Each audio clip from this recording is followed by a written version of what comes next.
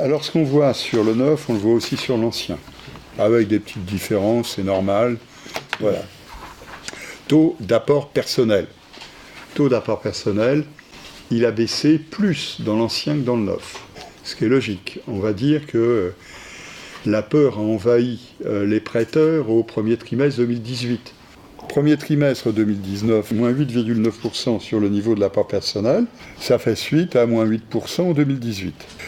Le coût relatif est stabilisé à 4,9 années de revenus, c'est-à-dire un coût relatif plus faible que dans le neuf.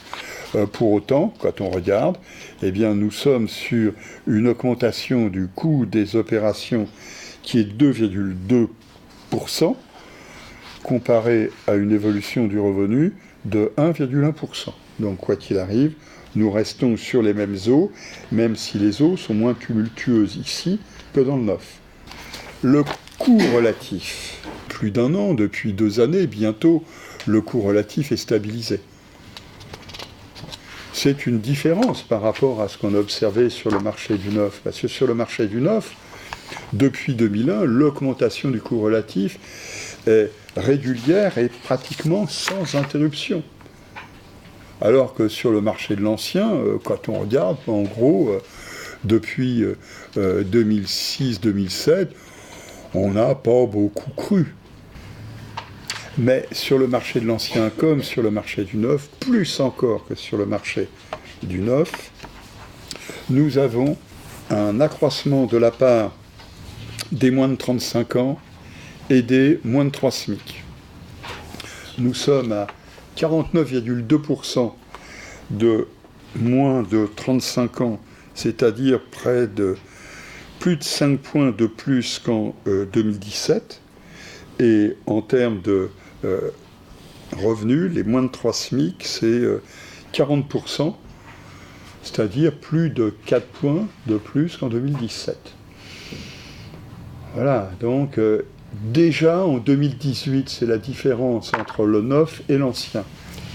Déjà en 2018, l'allongement, la baisse des taux d'apport personnel avait permis l'ouverture du marché à des ménages plus modestes, moins de 3 SMIC, et de plus en plus jeunes. On avait noté depuis le printemps, l'été 2018, que de ce point de vue-là, le marché était en train de se transformer. Voilà, cela se confirme, mais la conclusion est exactement la même que celle qu'on a pu tirer sur le neuf. Et notamment, que finalement, c'est pas les taux, c'est pas les conditions de crédit. Si, ça a joué. Mais ça, un peu, voilà. L'effet prix sur l'ancien, où la hausse des prix, dès 2015, vient modifier la configuration du marché dans un premier temps. Entre 2015 et 2019, les coûts des opérations, 13,2%. Les revenus des ménages, c'est 4,2% d'augmentation. Donc, l'amélioration des conditions de crédit, dans un premier temps, ça permet de compenser. Mais ça ne vient pas absorber la totalité. La hausse des coûts, c'est 4,8 points de taux d'effort supplémentaire. L'amélioration des conditions de crédit, c'est 2,9 points de baisse des taux d'effort. Et la baisse des taux d'apport, c'est une augmentation des taux d'effort de 1,7 points. Donc ce qui fait qu'au total, on a des taux qui sont des taux d'effort qui ont augmenté de plus de 3,5 points entre 2015 et 2019. En termes d'indicateurs de solvabilité, nous n'avions pas eu dans l'ancien la même remontée de l'indicateur de solvabilité de la demande que celle que l'on a observée dans le neuf. Et donc le recul que l'on constate de l'indicateur de solvabilité est un recul qui est moins prononcé, moins spectaculaire que celui qu'on a pu se constater dans le neuf. Pour autant, il est là.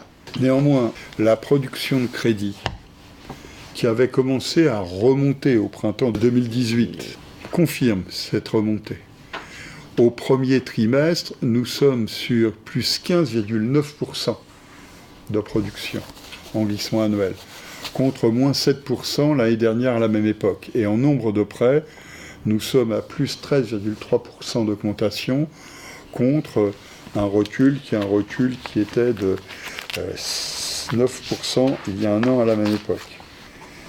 Et donc si on prend en niveau annuel glissant, nous sommes sur des augmentations 12,9% pour la production, 8,1% pour le nombre de prêts.